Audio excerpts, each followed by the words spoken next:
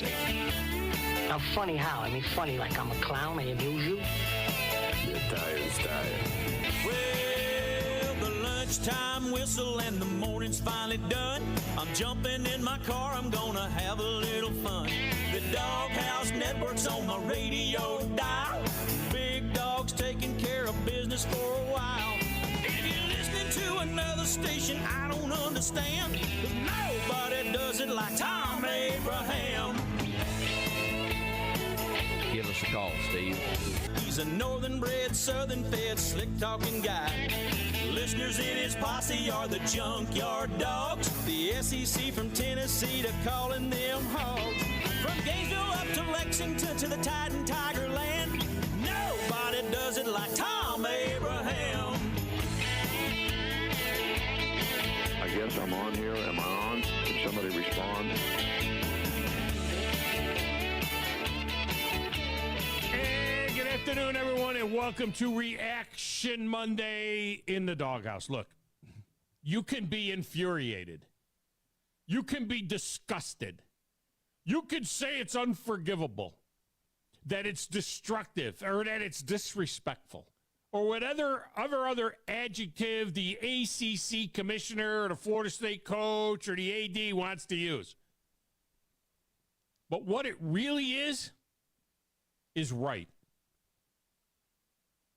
Alabama won the SEC championship by winning 11 straight games, 9 of them in the SEC, after a humiliating loss to Texas in week 2 of the season. Florida State did not play anyone like Texas, with or without Jordan Travis this season. They did not play an SEC schedule.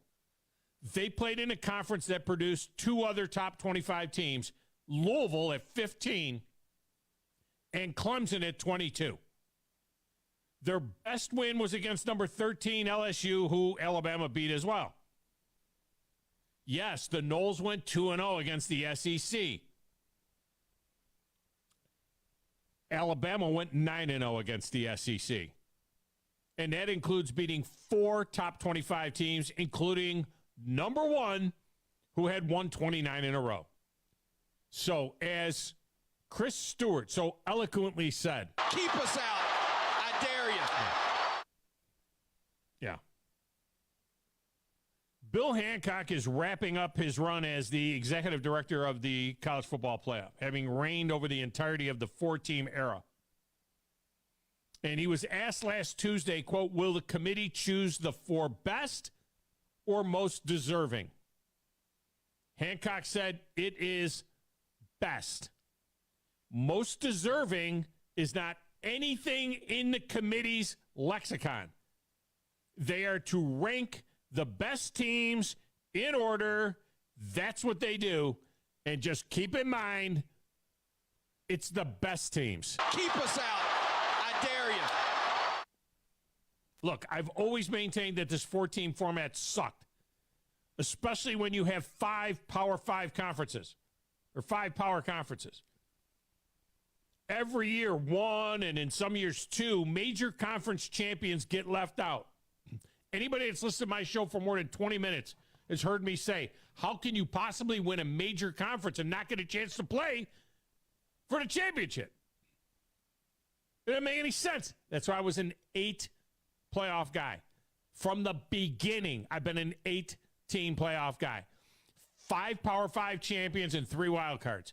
That's what I said since the beginning, which actually acts more like kind of a 14-team tournament, if you will, or 13-team tournament, because those 5 conference championship games become playoff games. What did I tell you last week? I told you last week the SEC championship was a playoff game. I also told you that the Pac-12 championship game was a playoff game. And it was. I never liked it. Penn State was 11-2 and they won the Big Ten and they beat Ohio State. The Buckeyes ended up making the playoff at 11-1 and Penn State got left home. They beat Ohio State and won the Big Ten championship, but they were 11-2. Penn State was 11-1, or Ohio State was 11-1. They took Ohio State. Ohio State got shelled. Alabama made it once. at 11-1. Didn't even win the division. And they went on to win the national championship. To be totally honest with you, I'm not even sure why Georgia is not at least number 5 ahead of FSU, who they will meet in the Orange Bowl, and the Dogs are a 2-touchdown favorite. The ones who are pining for Florida State are generally bleeding heart snowflakes. They deserve it. They deserve it. They want to defeat. Yeah, so did Liberty. Yeah, but they deserve it. 4 best. SEC champions, go. Keep us out. I dare you. The winner of the SEC championship has gone to 9 college football playoffs. The winner of the SEC championship game has gone to 8 of the 9 college football championship games.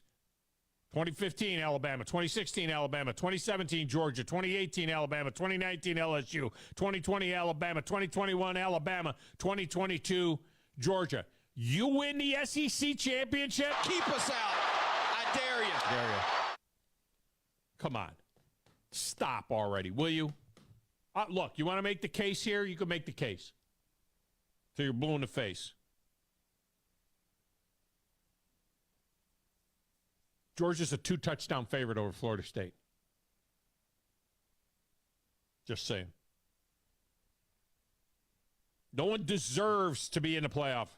The playoff committee has to pick the best, the 4 best. No one wants another TCU situation where the national championship game looks like a week 3 pay-for-play game against an FCS opponent.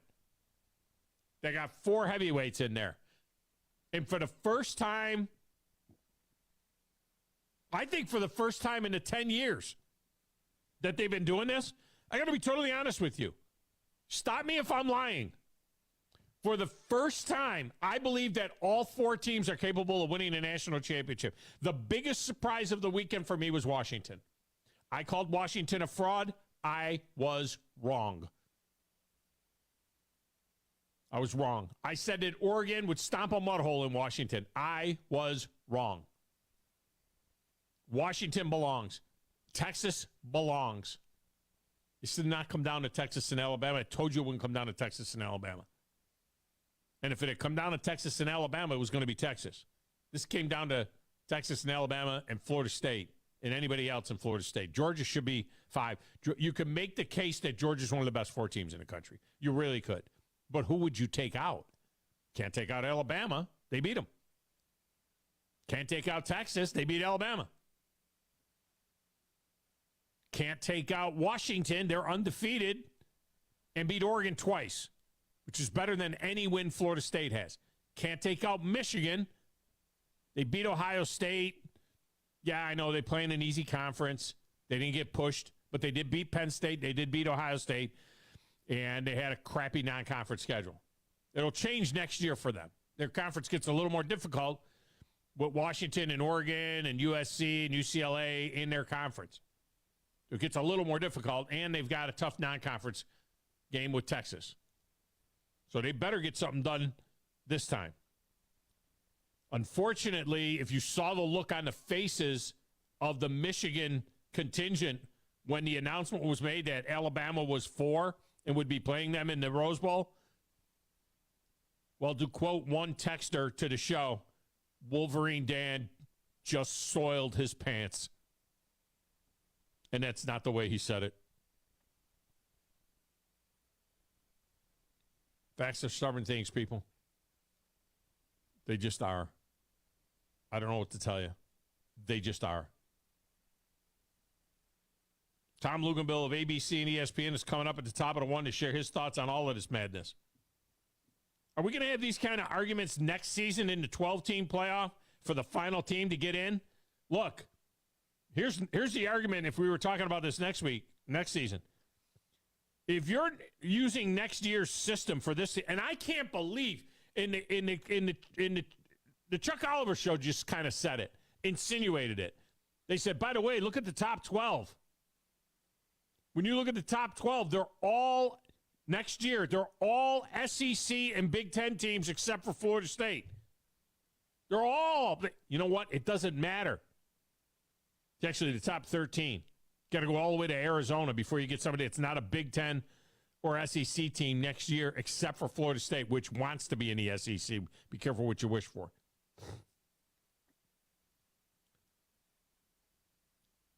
It has nothing to do with the top 12 next year. There's nothing to do with the top 12 next year. There is a system in place, and we're stuck with it for 2 more years after this year. Unless, by some wild reason, which I don't know what it would be, all 11 commissioners vote to go to a 5+7 system, which even that is kind of sucky. It's all built around access and making sure that little Johnny gets a chance. We have a 6+6 deal next year. 6 highest-ranked conference champions next year, and 6 wild cards. I mean, I read an extensive article at On3, and they predicted this is what it would look like if we had a 12-team playoff. This is what, and they just took 1 through 12 at Oklahoma playing Florida State in a 5-12 game. That's not what's going to happen. Come on, On3. You know better than that. How could you let 2 guys write a story about a big old story about this is what the playoff would look like next year? Florida State would be playing Oklahoma. No, they wouldn't. They'd be playing Liberty. They'd be playing Liberty. And that's if it was the playoff system that we're getting next year was in place this year. If these were the rankings next year, with all these teams in the Big Ten and in the SEC?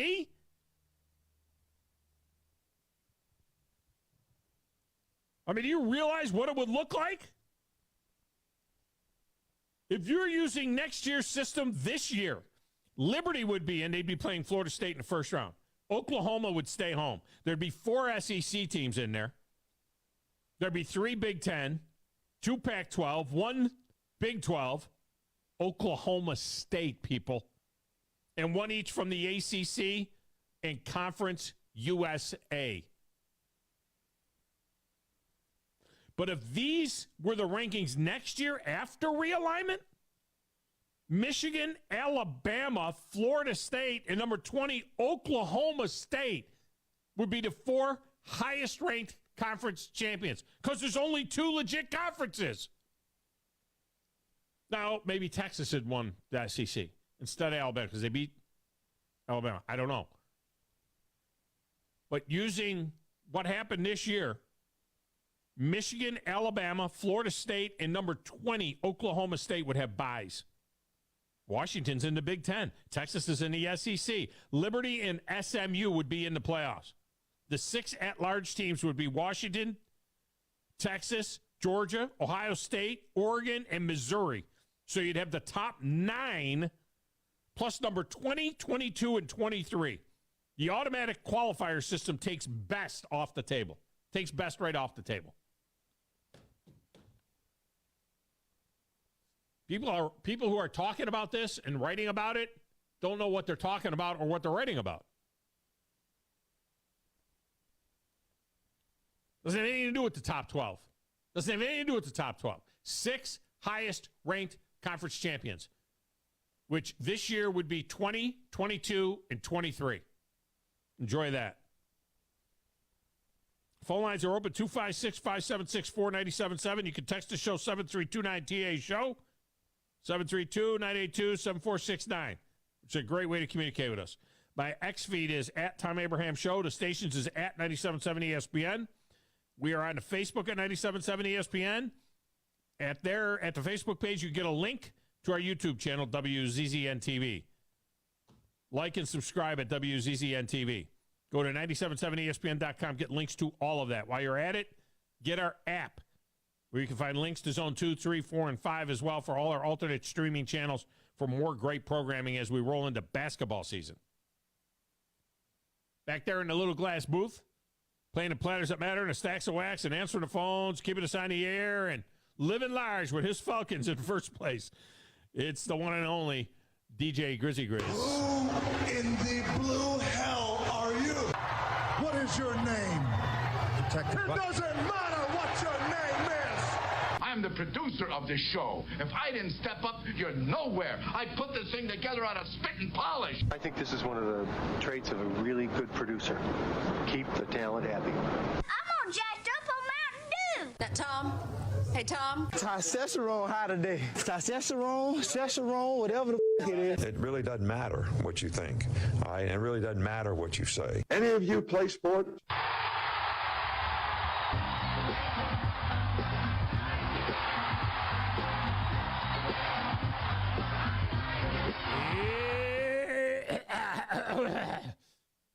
Delicious, how you doing? Hey, just keep winning. Just King Atlanta Falcons. It doesn't matter.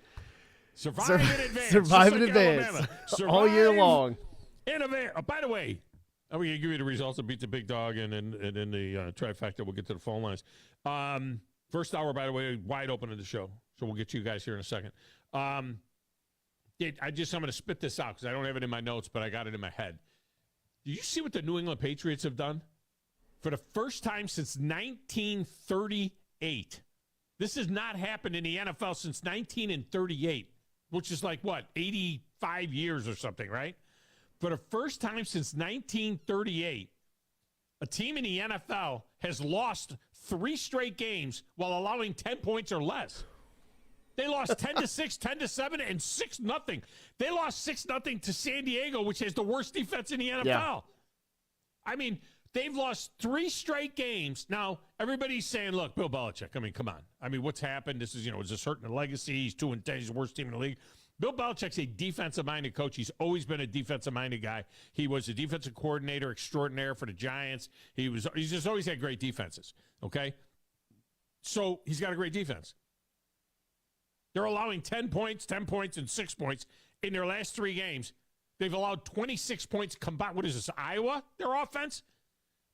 They've gotten beat 3 weeks in a row while allowing 10 points or less. Why isn't Josh McDaniels back there yet? I mean, what a disaster that is. Yeah, and they went with Bailey Zappi. I mean, Mac Jones didn't even play in the game. Yeah, that worked out real well. It just seems like they just don't care. I feel like every time that they say that they care, I feel like ever since Tom Brady left, and it's not the same as it used to be, and it's just. I think they care. I mean, they just can't get it figured out. They got no. But they can't figure it out when they at the skill position. They can't get. I mean, even years past, Tom Brady made their skill position players look like they were, a godsend. But yes, he did have Randy Moss and Gronk at one time, and Edelman and all these, talented certain players. But I think over time, it's like Wes you Welker. Look at it. Yeah, Wes Welker. I think if you look at it, it's like. They just can't figure it out ever since Tom Brady has left, and they just cannot get it. I don't think necessarily the problem is at quarterback either. I think that I just feel like that, like you said, Josh McDaniels is gone. I feel like, though, Tom Brady made Josh McDaniels look good in a sense, though, as well. Though. Maybe that's true. Bill O'Brien is, a guy that had success there as an offensive coordinator. He looks frustrated already with Mac Jones. He should be frustrated. They don't have a lot of talent around them. I mean, there's just no doubt about that. All right. There's a lot to get into. Text window. Hey, Tom, I was hoping you were going to talk to Danny Cannell or David Pollack about the SEC championship game. Bama Todd. Keep us out. I dare you. Let me get this in, though, before we get to the break, and then we're going to take phone calls. Because LSU Lynch said I have to take phone calls the whole time. That's what he said. Well, there's this one little thing. He said, take no commercials. Just take phone calls. I was like, A, we have bills to pay. 2, it's still a Tom Abraham show. I have got my takes I got to get in. I got my opinion in here that you guys can react to that. He said he'll wait after the first break because I am communicating and paying attention on YouTube. So he is on YouTube all the time. Well, that's good. I'm glad. Hey, how you doing there, LSU? He is watching. He is watching. Hey, check out the hoodie. Can you see the hoodie? I don't know. I can't see your camera angle. Yeah. Check out the hoodie. It was on. You like that? There you go with the Buckhorn. I'm repping Buckhorn football today with the hoodie. I'm repping Ford with my hat, with my Ford Trucks hat. All right, let me get this. In here with the Beat the Big Dog. Bad week for Grizz to Greek and I, as we both went 2-4. While Tennessee, maybe you should have Steve pick for you more often. Maybe he went 4-2 for you last week. You reversed that in a hurry. You're like, hey, don't go be going 4-2 on my account, okay? I'm gonna go 2-4. Anyway, I went 2-4 as well. Tennessee Josh won the Music City Bowl tickets with a 4-2 mark. I'm sure he was hoping to see Tennessee. He's going to catch Auburn and Maryland up there at the Music City Bowl. I told you there was a chance that Auburn was going to that deal. Guest picker Mick Gillespie also went 4-2. Now, you guys have opened up a little lead on me now at 44 and 40, while I am 40 and 44. Now, remember, Beat the Big Dog goes through the Super Bowl. All right, we start a new grand trifecta coming up as well. But Beat the Big Dog goes right through the Super Bowl. As for the trifecta, well, there was Kramer. Kramer running away with it like the Buffalo Bills in the 90s, destroying everybody, running away with it. Finally, a championship for the Buffalo Bills with Kramer representing his beloved Buffalo Bills. And then it happened. Freaking Bowling JJ stroked the score of the SEC championship game 27-24 Alabama, and for only the second time in the 15-year history of Beat the Big Dog, someone took the grand trifecta by nailing the Iron Bowl score. Oh, my gosh. Are you kidding me? Everything happens for a reason. I mean, Kramer led this thing stem to stern. I mean, he was basically leading the whole way. He was like telling me, keep us out. I dare you. Yeah. Well, guess what? I feel awful for him. I'm going to hook him up with tickets. If he wants to go see Auburn, Maryland in Nashville, I'm going to hook him up with tickets. It's not the VIP tickets, but I'll hook him up with tickets. All right, let me get a break. When we come back, we start with the phone calls. Is this accurate? Paulie, Brandon, Wolverine Dan? Is that what I got right now? All right. Well, there's room to get a couple of more of yous on. We'll take calls next. It's the Thom Abraham Show, 97.7 ESPN The Zone.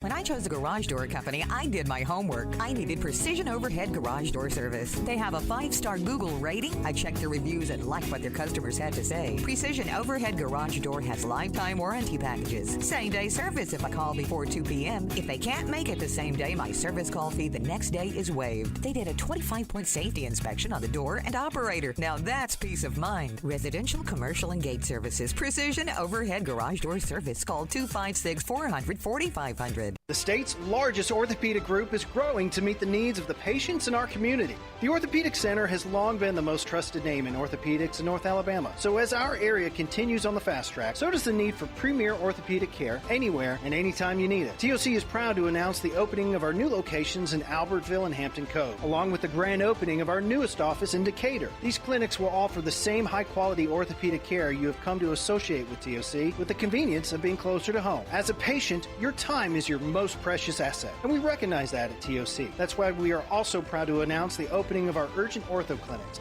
to handle those bumps and bruises that need prompt attention. These clinics are available to care for acute orthopedic injuries with no appointment necessary. With 38 physicians, 20 centers of excellence, and now more than a dozen locations to serve you, TOC will continue to be the name you turn to for the best orthopedic care at the right time. Visit our website at visittoc.com for more information. TOC, helping you live a better life. Normally, when you call a roofing company, all you hear is, you need a new roof. Not when you call Fleming Roofing and Restoration. Since 1965, the folks at Fleming have been focused on what you need, whether it's an easy repair or a full roof replacement, commercial or residential. And when it comes to storm damage, you want Fleming on your side. They know all the ins and outs of insurance claims and will guide you through the entire process. Log on FlemingHSV.com and book your free estimate today. Fleming Roofing and Restoration. We show up. Thom Abraham here for my friends at North Alabama Mortgage. Did you know that average home equity is at an all-time high, but so is average consumer debt? Even though rates are higher now, you can use your equity to pay off your high consumer debt, student loans, etc., then refi when the rates drop. Don't put off that new home purchase. When rates drop, prices will go up. Buy now and get the best price and then refi when the rates drop. This is the time to talk to the experts at North Alabama Mortgage. Visit NorthAlabamaMortgage.com for more information. Rambo Marine in Hazel Green is your one-stop shop for all things boating. Whether you are ready to surf with the newest Malibu wake boat or cruise on a Cobalt or Barletta pontoon, we have a boat ready for you and your family. Rambo Marine provides exceptional service second to none, so that you are ready to hit the water in no time. Stop by Rambo Marine today. We know boats. Here's Bobby White from Woody Anderson Ford on their service department. President's Award winner 2 years in a row. That's only given to the top 10% of Ford dealers in customer satisfaction. So we're very proud of the service department. And our body shop. If you happen to get into an accident, which not a lot of people just want to go down and see a body shop, but if you get into an accident, award-winning body shop. We have state-of-the-art paint booths back there. They're waterborne paints that we use, friendly for the environment. We've got our production system, the way things are in and out. We have the fastest cycle rate in town of getting your vehicle in, getting your vehicle out, and assured that it's fixed right. We take pictures before it's wrecked, and not only after, but we take it as we're putting the parts on. All done to above industry standards. So I'm proud of our body shop too. Don't forget our parts department. So, if you happen to need parts, performance parts, or just parts if you're a weekend mechanic. Woody Anderson Ford, located at the corner of Jordan and Sparkman, as well as Hughes Road and Madison. You can also check out the great deals at WoodyAndersonFord.com. I'm attorney Gary Lackey. If you've been injured and need a lawyer right now, and pick up the phone to call, one you've seen on a billboard or on TV begging for your business, do you know who you really get? I'm attorney Jennifer Lackey. You want to talk to your lawyer. You don't want to reach a call center, not in some office 100 miles away. With the Lackey Law Firm, that never happens. My clients talk to me. And me. I'm attorney Justin Lackey. We're the ones that you talk to. We're the ones that you meet with. And we're the ones who handle your personal injury case. You want to talk to me? You just call me. And we'll take care of it. You worry about getting well. We'll take care of the rest. The Lackey Law Firm. And I'll go you one better. If you can't come to us, we'll come to you. The Lackey Law Firm. The Lackey Law Family. 1-800-4-RIGHTS. No representation is made that the quality of the legal services to be performed is greater than the quality of legal services performed by other lawyers. From the Fox 54 Weather Center, I'm meteorologist Emily Owen. For this Monday night, expect a quiet night across the Tennessee Valley. We'll sit under a partly cloudy sky. Low temperature is going to be cold once again. It looks like we'll bottom out in the mid-30s for the overnight. Heading into your Tuesday, we'll stay cool heading into the afternoon. High temperature is expected to top out in the mid to upper 50s once again, and we'll continue to see plenty of sunshine. I'm Fox 54 meteorologist Emily Owen on your home for ESPN Radio 97.7 ESPN, The Zone. We cover all the SEC schools, including Western Union and Venmo. I want that money! 97.7 ESPN, The Zone.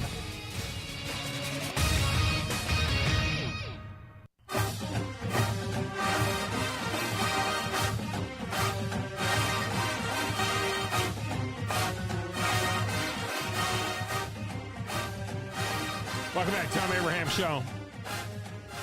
Segment of the show that is brought to you by the fine folks at TOC, the orthopedic specialist that pretty much every high school in the region uses. Its TOC Sports. Alabama A&M and the Huntsville Havoc rely on TOC as well, as do we and you in the market. That TOC helps us provide so much great programming, like Wednesday night's game between MTSU and the Tennessee Vols women, the Lady Vols as they go by, and the Lady Blue Raiders will be playing down at the VBC. That game will be on our air on Wednesday night with Steve and Scott on the game, and we want to thank TOC and North Alabama Mortgage for making it possible for us to be able to bring you that game. All right, let me go to these lines in order of the longest wait. We start with Paulie in the Cape. Paulie, welcome to the show. How are you? Good morning, Tom. What a bizarre weekend, but the Dolphins took care of business. Yeah, and big way. One win away from one payday, and then 2 wins away. Hopefully, if the Bills lose to the Chiefs, since they're pissed off now, and we'll probably win the division by Christmas. So it'll be a beautiful payday.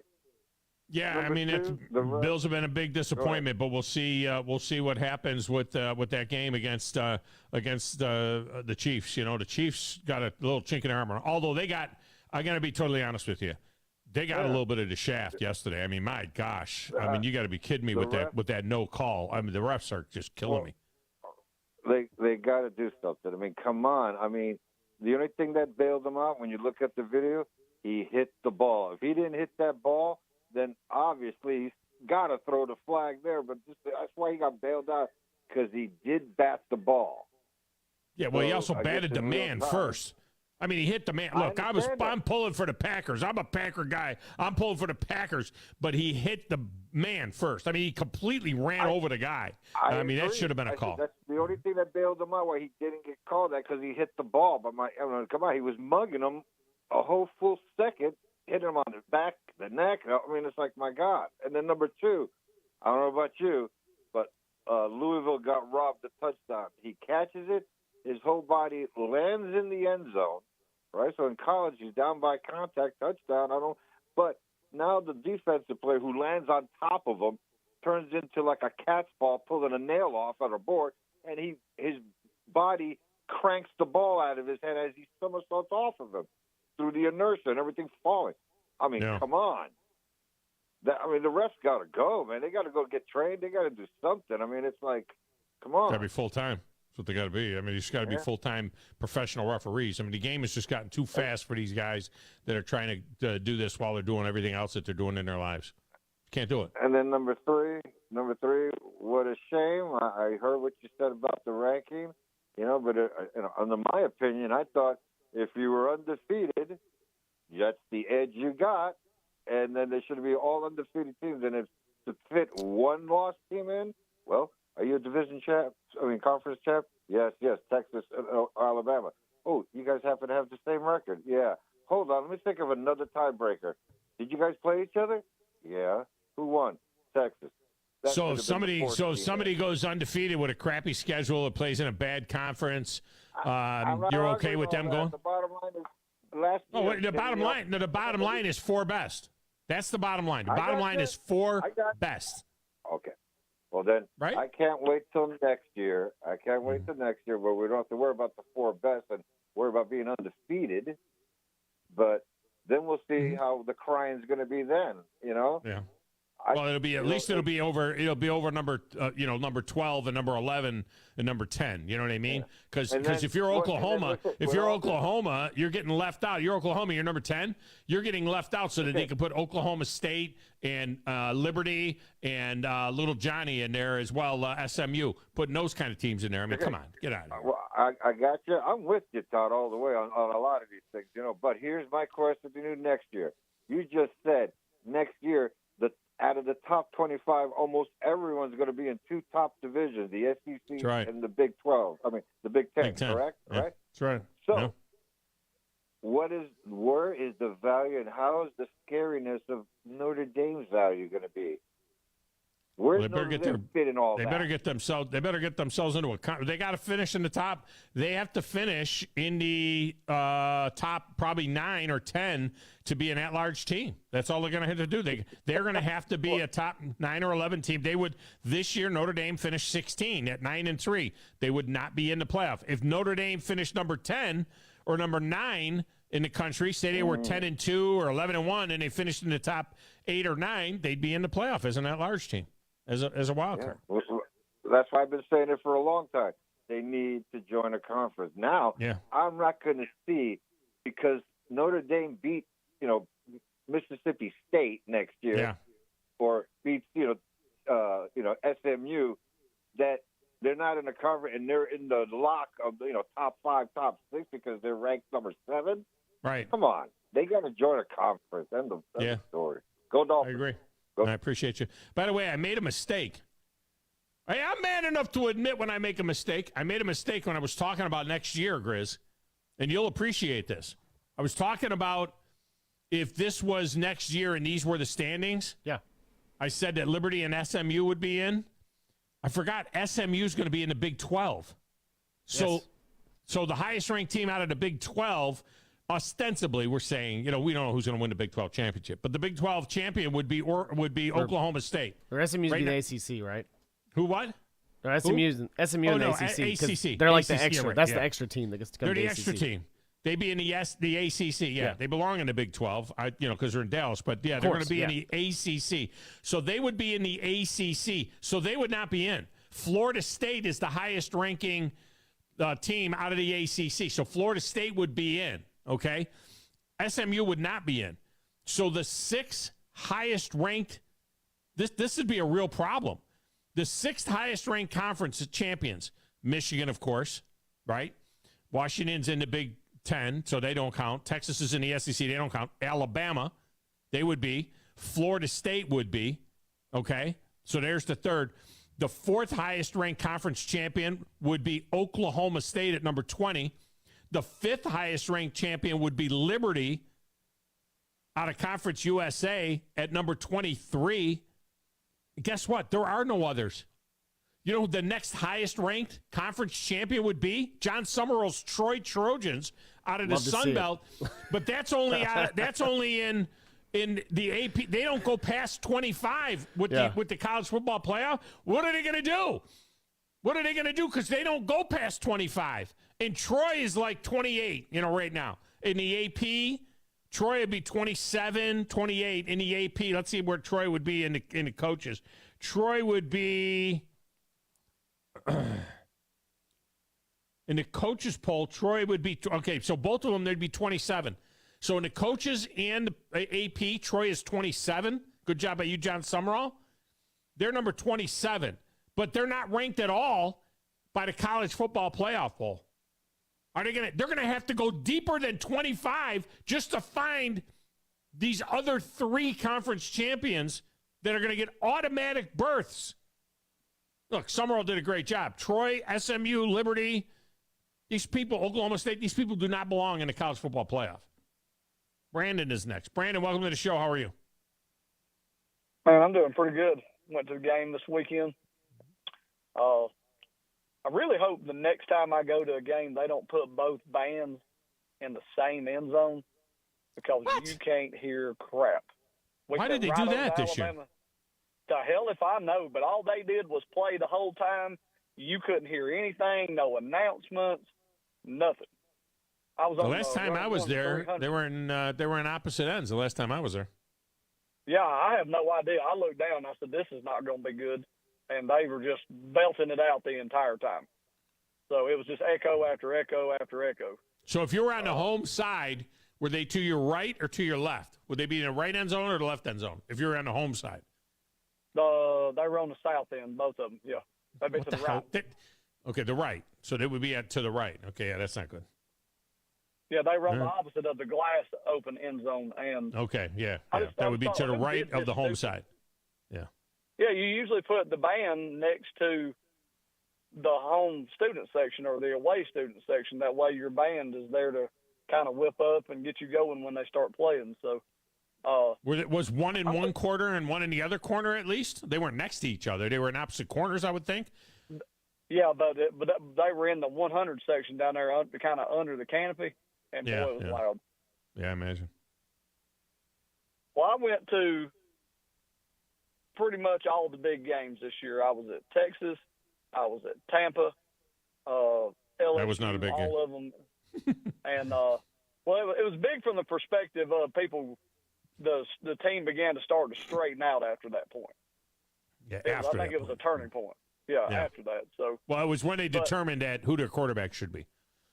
It was obvious. That was the auditions were over. After the South Florida game, the auditions were over. They knew who their quarterback was. Yeah, after them first 2 drives, I knew who needed to be parking cars. Yeah. If that dude's on the roster next year, then I don't know what to say. Cause I'm surprised he's on the roster now, to be honest with you. We're doing a radio show. It's a radio show. No, this is better than that. Why are you calling me during my radio show? Oh, well, you might want to call me back whenever you get to break. No, don't worry about it right now. Well, don't call me during my radio. I'm on a sports talk radio show. If you want to talk to me, you gotta call 256-576-4977. You got any picks? I might as well try and put a pick in. My God, you had your own show. You already talked for an hour. What do you got to call me during my show for? Okay, I'll just talk to you afterwards. Hi, everybody. Goodbye. Bye, everybody. Call Grandpa and call us back on three-way. I don't know why I don't know. That was Captain Cool. I don't know why he would be calling me during my show. I don't think I've ever listened to another show where people get calls during the show. I think it's great. Talk to me, dirty corn dog. Yeah, they never stop calling me. But I feel like this team, Saban has not only coached the team, but he's coached the coaches all year. And they let him hang around till they figured it out. And then that game last week just gave them ultra confidence. And they went out there, and Saban says he made a change to the defense on the first drive. Mm-hmm. Okay? Why is the defensive coordinator not making a change to the defense after the first drive? Right. That's the kind of stuff that worries me. Why is the head coach having to tell you to go to 4-down linemen and get the pass rusher involved instead of having him in slot coverage? I'm not – that kind of talk worries me. Like, it makes me think that he's had to do way too much all year to get this team to where it needs to be.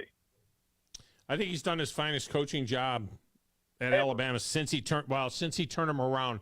2008 was pretty impressive because remember 2008, he goes 12-0 before getting whacked in the SEC championship game and then getting beat by Utah in the bowl game. He goes 12-0 with Mike Shula's guys. I mean, he still only had a few of his own guys. Remember, he had his first class; they were all freshmen.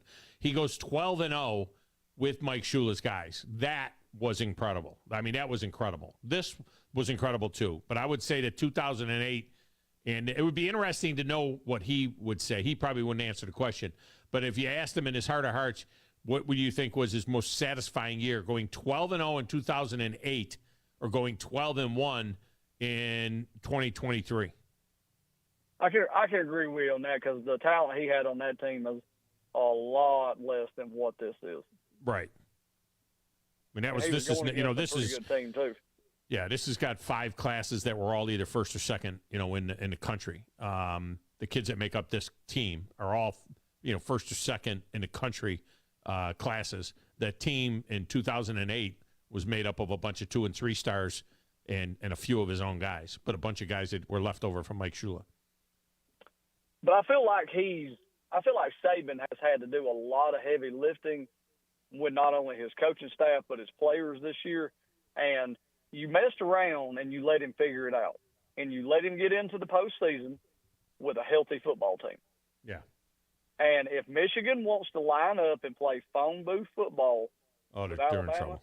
Then my God, bring it on, because I promise you who's going to fold first. Yeah, I mean, they're in trouble. They haven't seen this kind of speed and size.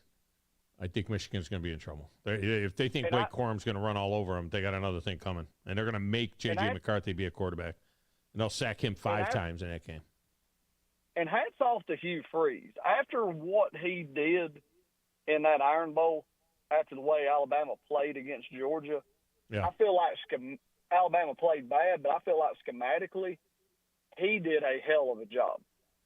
I think that his mind I think that team's a lot better than people think because there were a lot of no-name transfers that came in. But I think he did a good job over the course of the season. So after what I saw Saturday against Georgia, I got a lot more respect for him. Yeah, well, remember, they played well against Georgia, too. Thanks for the call, Brandon. I appreciate you. That's a good job by you. They played good against Georgia, too, but let me just tell you something else about Auburn. They have got 2 wide receivers coming in next year that are 2 of the top 6 wide receivers in the entire country. They're both 6'3", 200. The Perry Thompson kid is 6'3", 220. Looks like the second coming of Julio Jones. Okay, they have got 2 really good wide receivers coming in. The kid they just flipped, and the kid from Foley, they got 2 5-star wide receivers. And the guess is that Peyton Thorne's going to be back. I don't know. Has he said yet, Grizz? Do you know Peyton Thorne? Has he announced 100% he's going to be back? I haven't seen anything. So he played a lot better down the stretch. I mean, they're coming. Auburn's going to be a problem. Wolverine Dan, his first of many calls over the next 30 days as we get ready for the national semifinal between Alabama and Michigan. Wolverine Dan, welcome to the show. How are you? Well, I'm doing quite well. First off, let's address one of the issues. Hey, Phyllis, if you're listening, Yeah, I think I was going to beat the snot bubbles. I mean the snot bubbles out of Michigan. Well, I'll tell you, Philip, the only thing is you're blowing bubbles up a butt because, Michigan shut them down. Didn't let them score 26-0. So, Philip, just take a seat, have a cigarette, relax, okay? But you're not overly excited about that, right? I mean, because they were awful, right? I mean, I was terrible. I mean, they're terrible. I'm going to get your Bama take in there. Relax. I know you're all chomping at the bit and everything. Listen, here's the deal. I think Florida State got hosed, but what I think doesn't matter, what you think doesn't matter. Under your callers. Well, let me ask you. Let me stop you now. Let me ask you this: why? No. You can't listen. I'm going to tell everybody this. Whoever wants to call the show and say that, I'm willing to listen, but you got to tell me why you think they got hosed. So tell me, why did Florida State get hosed? Okay. Well, one of the reasons is they were an 8-seed Alabama team moved to 4. Okay. Then that's a lot of movement, never been done, and it did it. Okay. Well, they beat number 1. They beat Auburn, but it's not ranked. But they beat number 1. Okay. Right? So that's something, right? They beat number 1. And how do you, as a Power 5 conference, and they ended up by winning all their games like they're supposed to do. You know what this is? And you know why I know that. Is it really a Power 5 conference? Is it really a Power 5 conference? They had 2 teams that were ranked, and both of those teams were ranked. I mean, what the hell? They had one more team ranked than did the Conference USA and the American. So are they really a Power 5 conference, or did we just call them a Power 5 conference? They're not very good. I still got my Michigan take, but do you want me to answer this question, which I really didn't think I had to, but I will? Yeah. But the bottom line is this. I think the selection committee, as you can tell and notice, they want Alabama in the playoffs. And I'll tell you why I think they also want them in the playoffs. They made them an underdog. There's no way in hell Alabama's an underdog. Wait a minute. Who made them an underdog? Yeah. Who made them an underdog? The committee had nothing to do with that. What do you mean they made them an underdog? A point and a half. Well, yeah, but it doesn't have anything to do with the committee. The Vegas has them as an underdog. You know they won't be an underdog. By the time that game goes, the game will be a pick'em or Alabama will be favored. But the reality is that they didn't have anything to do with making them an underdog, right? If Florida State was there, Michigan would be a 10-point favorite over Florida State.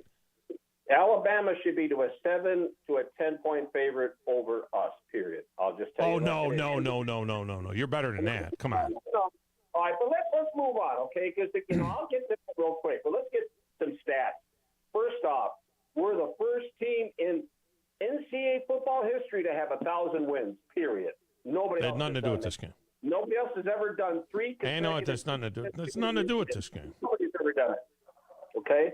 Corum is tied the touchdown record for Michigan, and I don't think anybody was ever going to beat him because he's going to surpass that in the playoff game. Now. Yeah, and you got to love Harbaugh. You know, he brings that Zenner kid, Zach Zenner, that trashed his leg in the previous game. He had the trophy first in his hand and raised it up in the sky. Harbaugh turns around, looks at all the players, and says, "Who's got it better than us? Nobody."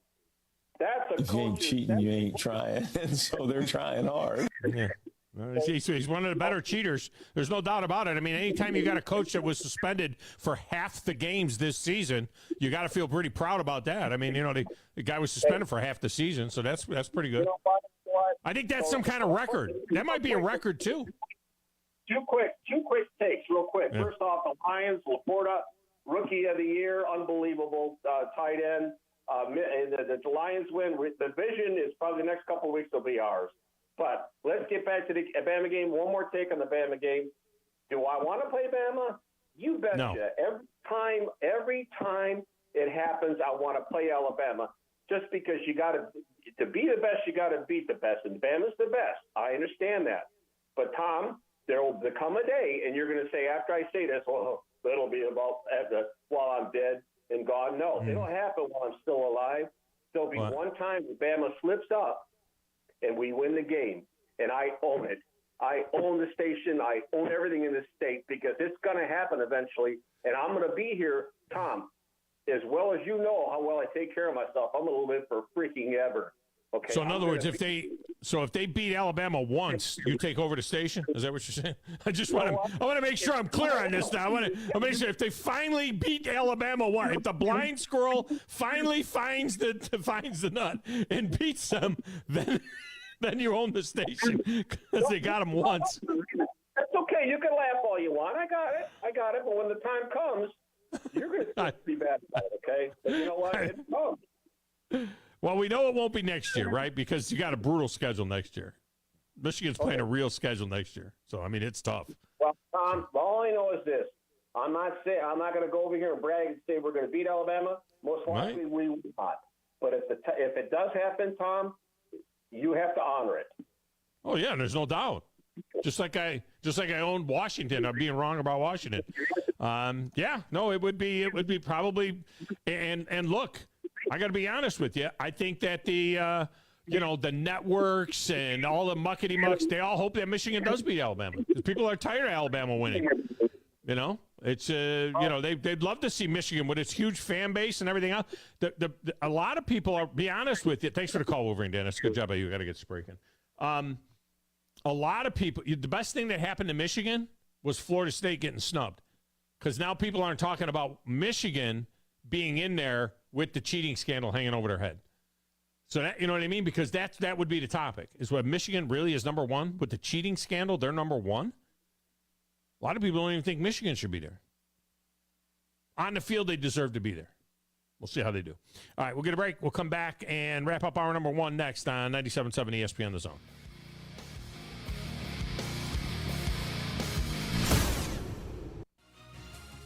You're listening to the Thom Abraham Show on 97.7 ESPN The Zone. Great food and the best live entertainment is what it's all about at the Furniture Factory Bar and Grill. Head to downtown Huntsville every Tuesday for karaoke on the only outdoor karaoke stage in North Alabama. Thursday night is the Valley's longest running and biggest bike night. Food and drink specials, giveaways, and live music on the patio. And the Furniture Factory menu is fully loaded with options, from steaks to salads, plus a whole lot more. Featuring a weekday happy hour that starts at 3. 619 Meridian Street, downtown Huntsville, and online at FurnitureFactoryBarGrill.com. These days, saving time is important, and saving money is even more so. That's where Eagle Masonry and Insulation comes in. Over the years, Eagle has expanded their services to meet the needs of folks like you in our area. Taking care of your property yourself can be a real headache. Eagle can handle it for you. They offer full landscaping services, irrigation, mowing, bush hog, and can install plants and trees, sod, and even landscape borders. Call Eagle Masonry and Insulation today at 256-755-1556. Eagle saves you time, and Eagle saves you money. Next time you're online looking for landscaping inspiration, open Instagram and check out Southern Gent Landscaping. They can help make your yard your dream outdoor oasis. Southern Gent Landscaping can handle it all, from landscape maintenance and installation to irrigation and hardscapes, even AstroTurf. Turn your yard into a landscape you'll be proud to show off. Call Southern Gent Landscaping at 256-509-6088. 509-6088. Southern Gent Landscaping. Professional landscaping performed with satisfaction guaranteed. Ann Adams with Berkshire Hathaway Rise Real Estate is the one name to know if you're buying or selling real estate. With years of local experience, Ann Adams offers buyers in-depth knowledge of the local housing market and will narrow available properties down to those you'll be interested in so you can save time when shopping for your new home. If you're ready to sell, Ann offers a seamless process using accurate pricing and expert negotiation skills to make sure you get a fair price for your home. Call Ann Adams today at 256-337-2625 or log on bhhsriserealestate.com. Hey folks, this is Arthur Seaton, managing partner at University Kia, proudly saying Roll Tide and War Eagle. Stop into University Kia today and shop one of the area's largest selection of new Kias, including Fortes, Seltos, Telluride, and Popular Carnival, and fully electric EV6. View all the great specials at universitykia.com and get pre-approved in minutes so you can drive home your new Kia you really want, because we want to see you in a University Kia. Are you tired of power outages disrupting your life? It's It's time for a Generac standby generator from Current Electrical. Storms may rage outside, but inside your family's powered up. So why choose Current Electrical for your generator needs? 1, we offer a wide range of models to suit every budgeted energy requirement. 2, our project managers handle every step of the process: power, gas, permitting, and inspections. 3, our certified technicians install your generator with precision, ensuring peace of mind. Don't wait for the next blackout. Call 256-880-1880 or visit us online at GenSuperstore.com. Sitting here with Mark Kent of Southern Fidelity Mortgage Group of Huntsville. Mark, do you help pre-qualify people? We pre-qualify people all the time, Wes. As a matter of fact, I love having them coming in here because when they come in and they pre-qualify, they can leave my office knowing exactly how much they can buy and have no worries. Mark, tell me about your rates and pricing. Well, Wes, this is something we're really, really proud of. Long story short is, I love being able to provide the best pricing in town. Honestly, I cannot tell you the last time I lost a deal to either rate or pricing, something I'm very proud of. So what all financing options do you have, Mark? We do several different things. If you're purchasing a home, we can handle the purchase. If you're wanting to refinance your home, of course, rates are at the lowest they've been in the last 3 years. We do a lot of refinancing. If you're building a home, we can handle the entire process from breaking ground to the final close. Do you sleep with your phone? Wes, if you want to reach me, you can call me at my office phone, which is 256-562-1000. But always remember, I sleep with my cell phone at night. That number is 256-656-5936. Follow us on Twitter. Subscribe to us on our YouTube channel and Twitch. Just search 97.7 ESPN. We are 97.7 ESPN The Zone.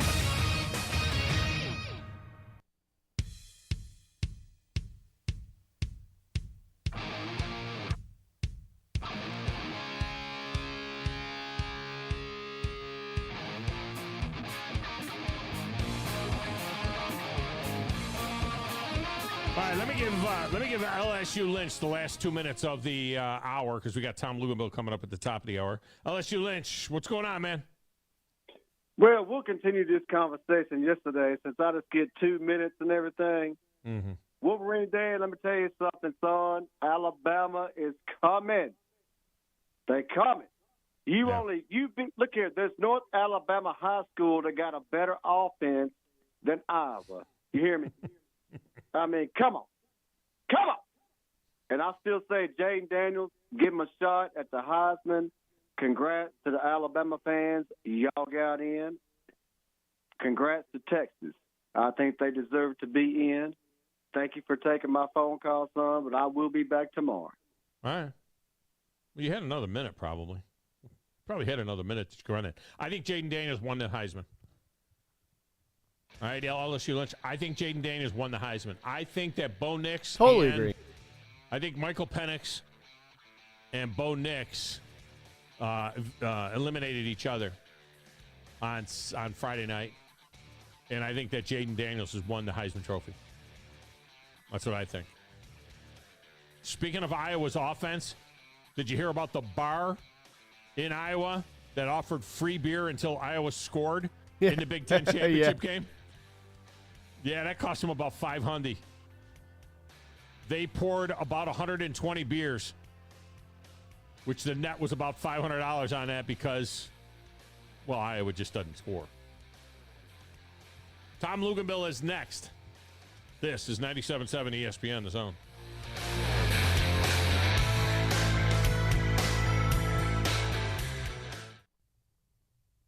This is SportsCenter. I'm Christine Lisi. Ohio State quarterback Kyle McCord, who started throughout the season for the Buckeyes, has entered his name into the transfer portal. Coach Ryan Day yesterday was non-committal about McCord's status as the team starter against Missouri in the Goodyear Cotton Bowl Classic, December 29th. ESPN's Adam Schefter's reporting Titans running back Derrick Henry's in concussion protocol, leaving his status next Monday night against the Dolphins uncertain. The Jets mulling a change to their fourth starting quarterback of the season. Trevor Siemian could be up next for a New York team that so far has gone from Aaron Rodgers to Zach Wilson to Tim Boyle. The Jets offense has failed to score a touchdown in 3 of the last 5 games. Bengals receiver T. Higgins set to return from a hamstring injury against the Jags on Monday Night Football, 8 Eastern, ABC and ESPN. The Manning Cast with Peyton and Eli Manning on ESPN2.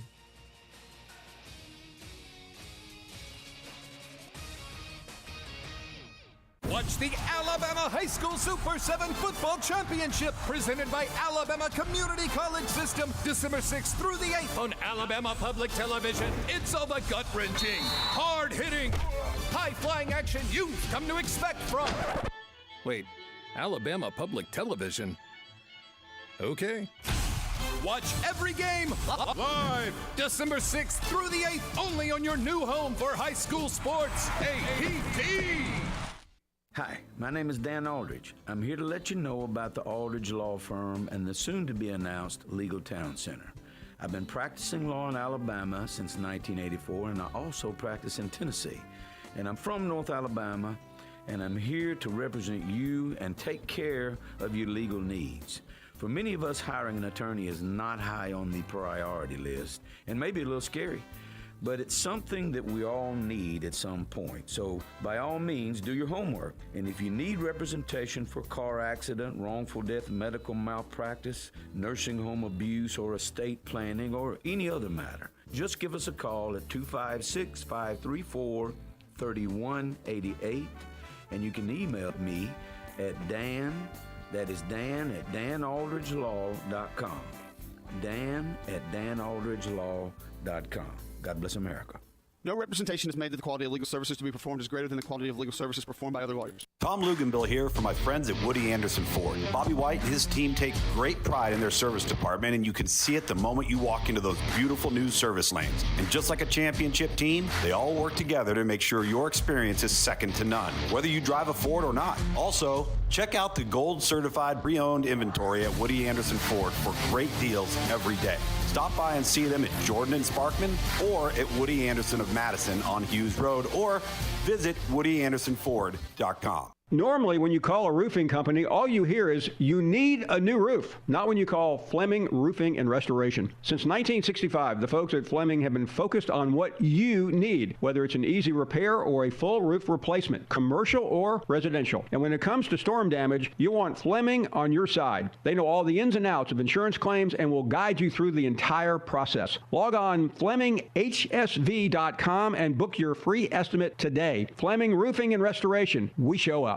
Thom Abraham here for my friends at North Alabama Mortgage. Are you thinking about home improvements? Well, use your equity now and refi later. Or use your equity to eliminate consumer debt forever, then refi to a lower rate and shorter term when rates drop. North Alabama Mortgage can also help you if you're thinking about buying an investment property or a second home at the lake or the beach or in the mountains. We have great programs to make that happen. Visit NorthAlabamaMortgage.com to learn more. That's NorthAlabamaMortgage.com. Online at 977ESPN.com. Stream them online. Call in. It's an important job, and it's an vital organization. Tweet in and join in. We are 977 ESPN The Zone. The opinions of Thom Abraham are not necessarily the opinions of the radio station or anybody associated with the radio station or ownership. These are strictly his own opinions, and sometimes they're not even his opinions. You need to be more like a dog. Like what you guys are doing. You've got your fingertip on the pulse of your listeners. You guys know what they're talking about. Be a dog. God bless the show. You are the Messiah. We need more dogs. This is the best show on radio. The Big Dog, Thom Abraham, is here with you. Hey, I see you, dog. So settle in and get your bark on. That's my dog. Now live, here he is, the Big Dog. Let's go, baby! Thom Abraham. How you doing? How you doing? How you doing? How you doing? How you doing? How you doing? How you doing? Look, I don't speak Spanish. I don't know how to say this, so I'm going to choose my words very carefully. I think you're a psycho. Do you know who I am? I mean, that guy sounds like Elle McPherson farting into Miles Davis' trumpet. I guess I'm on here. Am I on? If somebody responds, get off my lawn. I have to drag my Yankee ass out of here.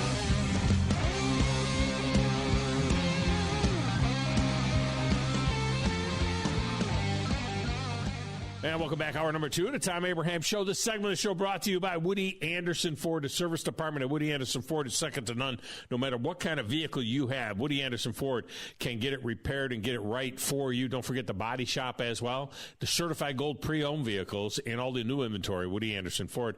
Visit WoodyAndersonFord.com for more. And they have been bringing us Tom Luginbill for, 5 or 6 years now.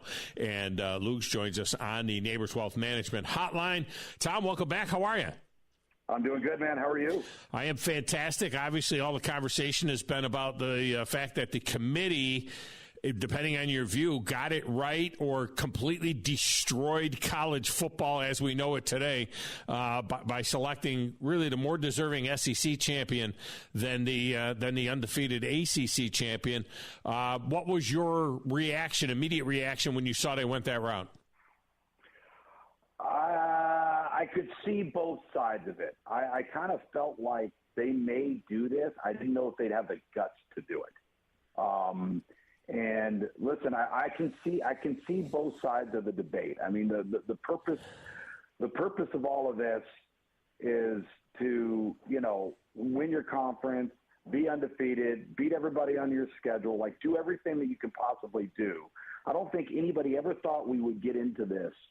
And this is also the problem with having 5 Power 5 conferences with only 4 teams in the playoff, because somebody, regardless of the year, was going to get left out. There's a part of me, like there's a part of my being that says this isn't right.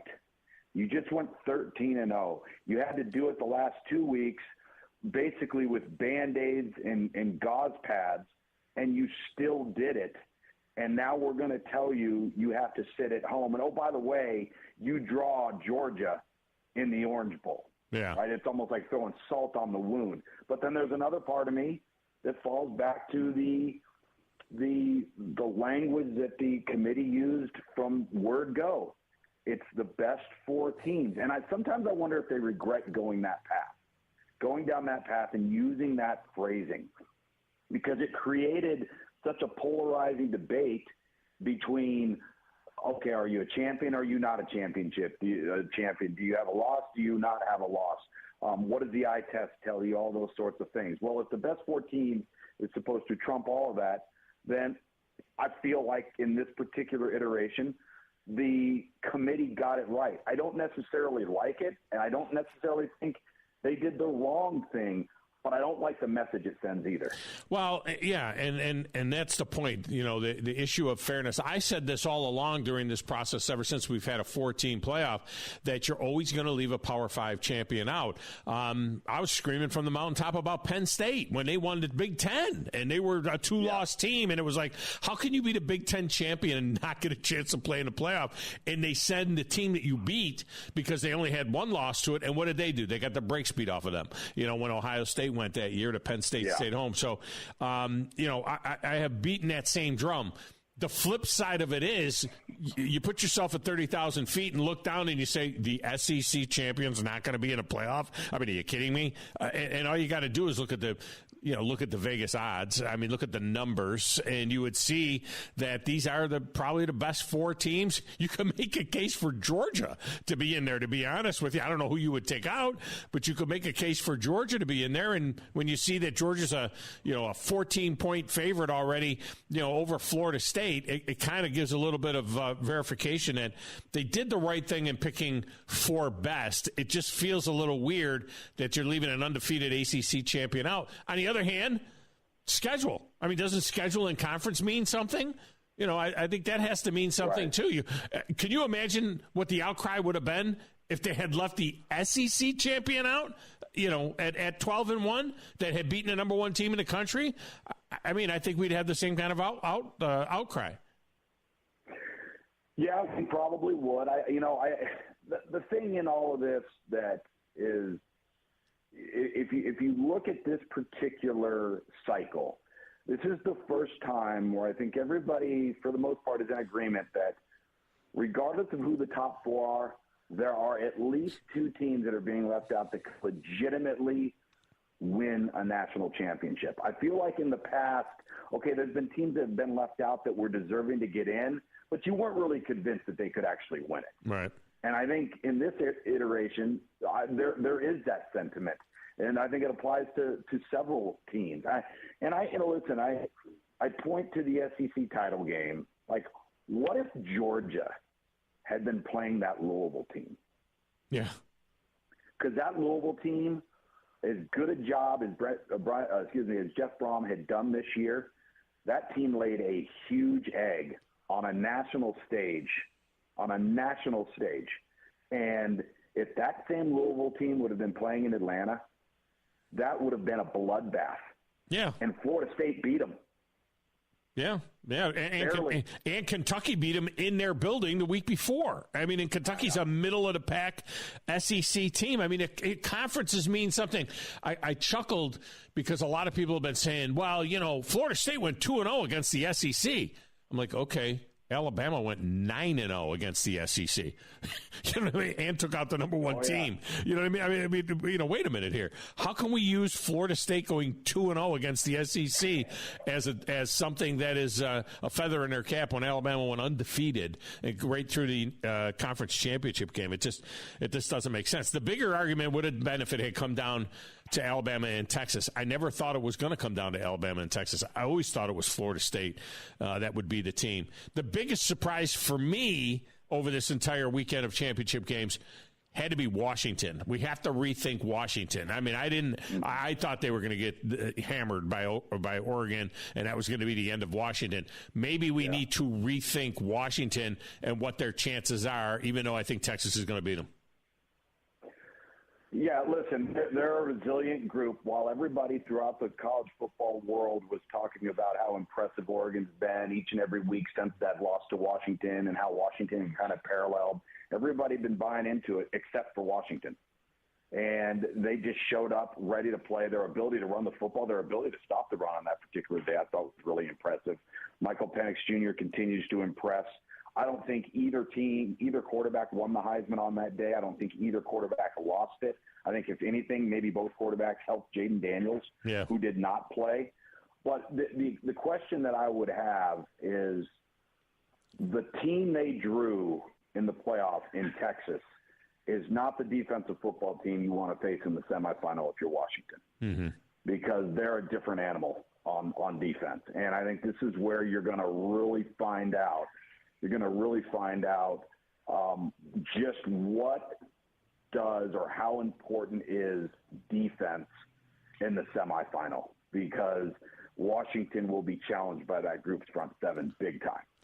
You could say the same thing, too, about the Rose Bowl with Alabama and Michigan. I know Michigan's a little 1.5-point favorite, at this point in time, but it doesn't seem to be, in my mind, that Michigan has seen the speed and the agility that they're going to see when they see Alabama. They were not real impressive in beating Iowa. Iowa's a good defense, there's no doubt about it, but they better be able to score some, because I think Alabama will get theirs against that Michigan defense. That's going to be a slobber knocker, a little bit of a slobber knocker, but my first gut reaction was, oh my God, after all this talk about Alabama and Texas, they're going to meet in the national championship game in Houston. That was my first blush.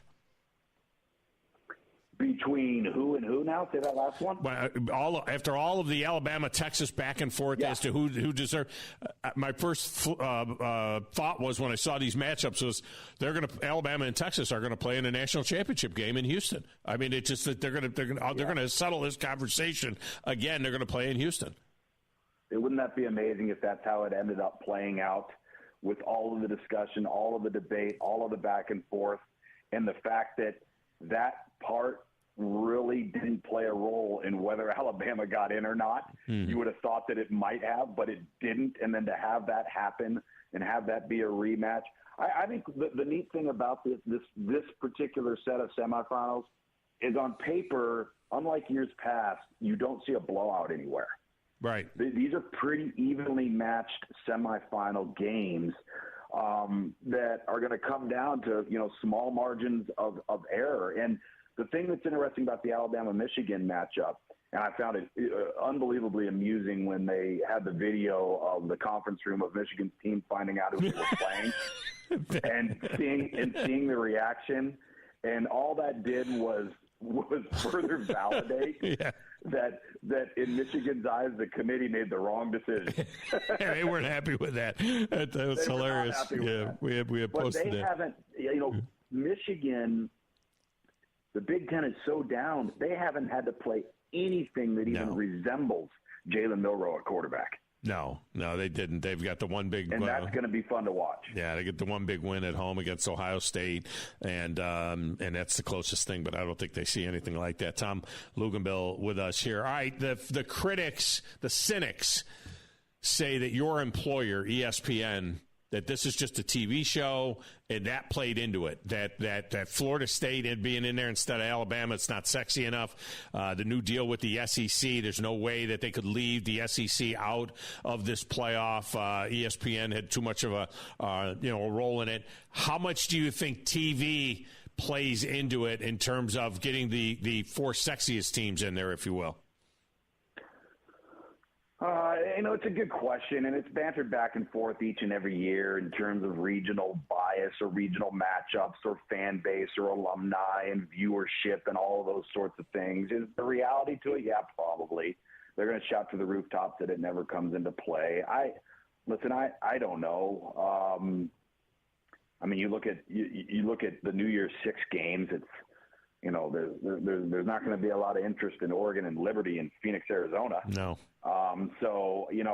But as far as the playoff is concerned, like having Alabama slated where they're slated, being that the game is the Rose Bowl, okay, I can get that. I can get where that theory would come into play because of that window, the name of that bowl game, and then the 2 fan bases and the 2 alumni bases for those programs.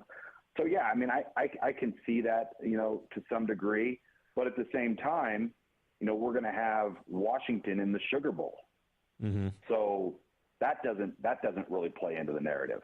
Yeah, that is, and that's a trip for those fans. It'll be interesting to see how well they travel. All right, finally, I know you got to get ready for a bowl game. You'll have a game that you'll be in. I'm sure it'll be a prominent game that you get to broadcast for ESPN. But on the other hand, you've got this little thing coming up on the 20th, this little 3-day window where it's going to be signing day, and it's going to be a free-for-all. Right now, it looks like Georgia's sitting on top of the heap. They have got like 28 commits, which is a big deal.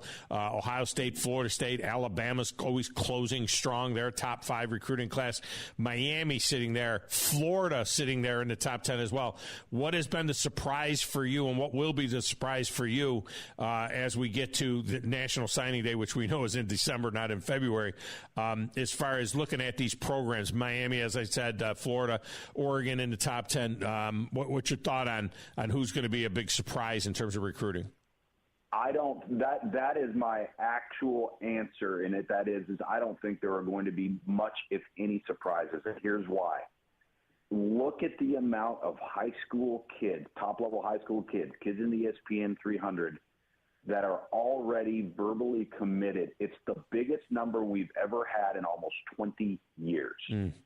There are less than 20 players in the ESPN 300 that have yet to verbally commit. Now, you may say, well, why is that? Because these kids are wising up.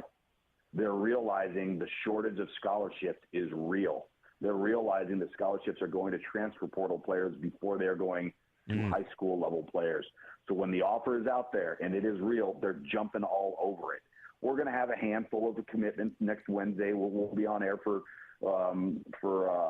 about 2-3 hours, and we'll have some storylines. But I don't think we're going to see a bunch of shockers. I don't think we're going to see a ton of flips. We may see some. We see it each and every year. But it's not like years past, Tom, where we go in and we could line up 15 different verbal commitments of players that rank in the top 5 at their respective position nationally who haven't made their decision yet. They're all locked up.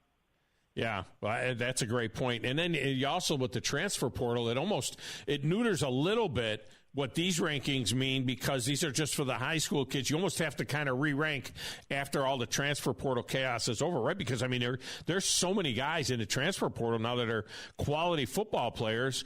It's like that's part of your recruiting base as well. It makes it confusing because you don't even know how many of these guys are necessarily going to be big-time contributors in 2 years like you expect, or are they all going to be replaced by guys that are shuffling the deck, moving from one school to the next?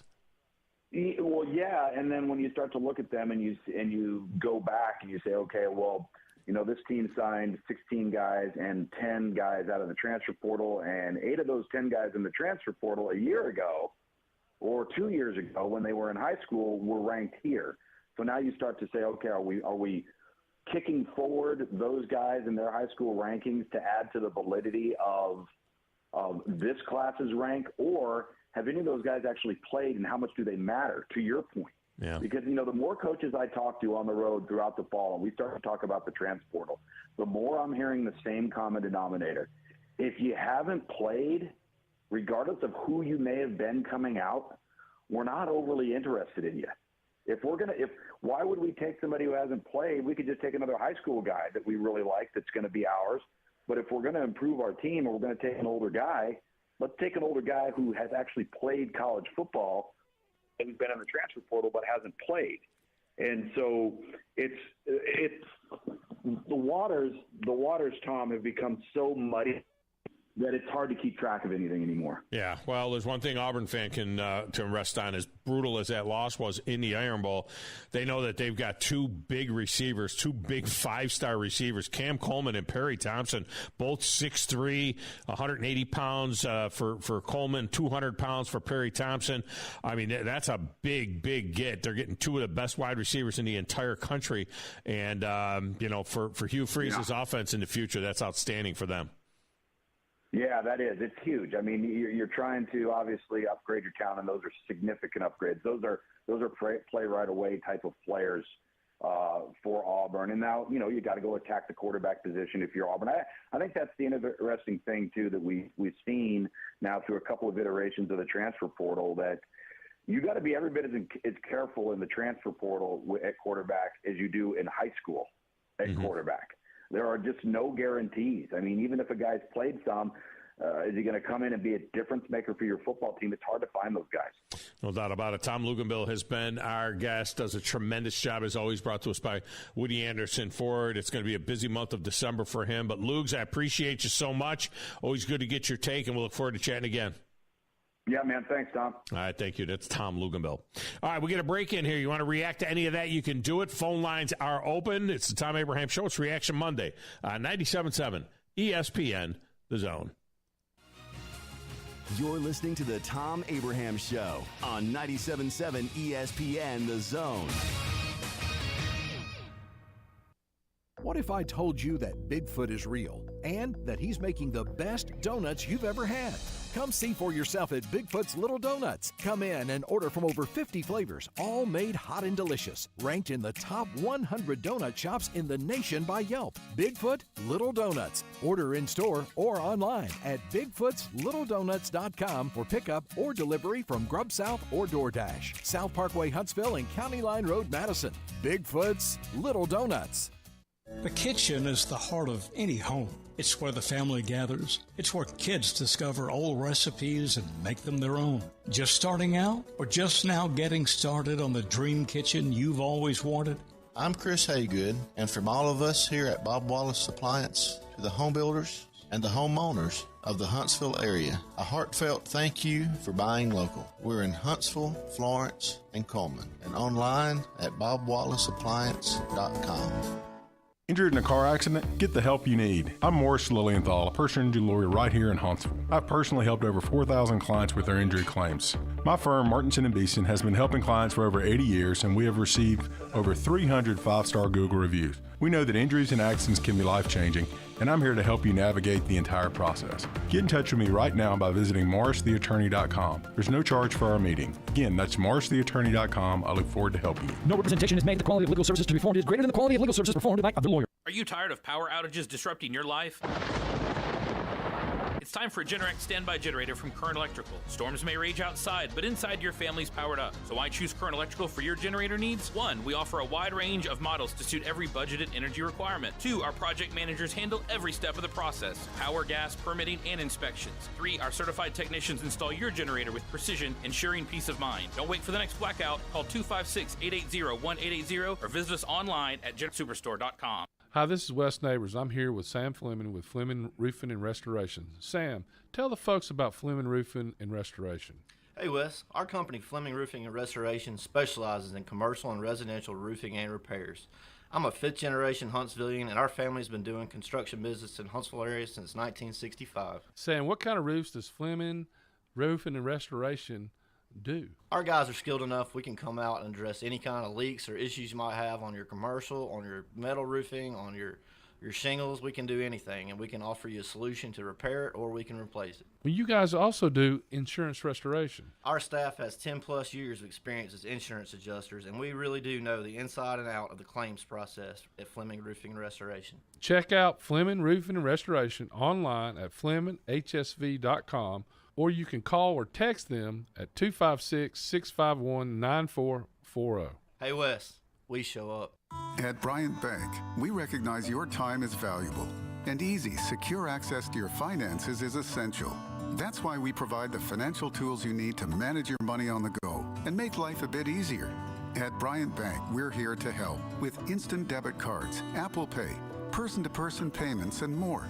Bryant bankers want to show you how beneficial our digital banking services can be. Learn more at bryantbank.com. Bryant Bank. Live legendary.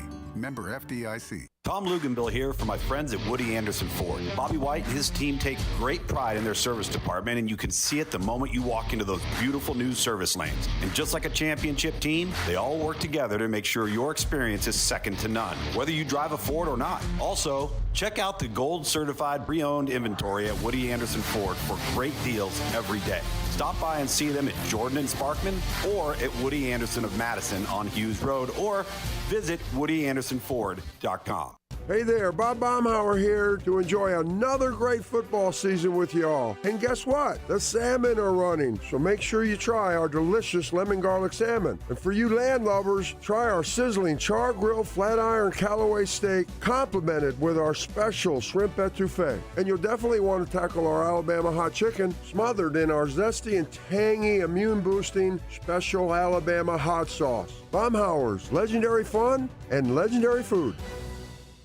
Alabama, Georgia. It's the SEC Championship live from Atlanta, Georgia. Snap to Milroe. Jay to look. He's got Miller wide open. 20, 15, 10, 5, touchdown. Pass is going to be caught by Bond at the 15-yard line. What a catch for a first down. Jalen looking. Plenty of time. Firing left side. It is juggled. It is caught. Touchdown. Misdirection. Balls on the deck. Scrambling for it. Bama came out with it. Trisman Marshall recovers the fumble. Jalen getting the snap, taking the knee, and what do you say, folks? Let's get out of here. Bama, a winner over the Georgia Bulldogs, claiming the SEC title for the 30th time in school history. Keep us out. I dare you. The Alabama Crimson Tide, the 2023 SEC champions. This is Eli Gold, voice of the Alabama Crimson Tide. Now more of the Tom Abraham Show on your home for Crimson Tide Sports 97.7 ESPN The Zone. Roll Tide.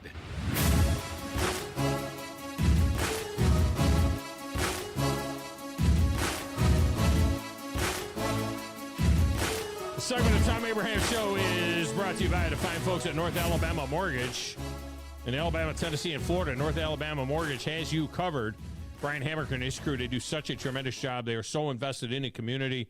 They're helping us as well, bringing you the game coming up on Wednesday night between the Lady Vols and the Lady Blue Raiders from the VBC. We'll have that game on our air. And, there's Steve Moulton and Scott Tyson with the call of that game. Thank you to TOC and the fine folks at North Alabama Mortgage, so invested in our community. And, don't put off that new home purchase just because you're worried about the rates being high, because the equity in your home is high.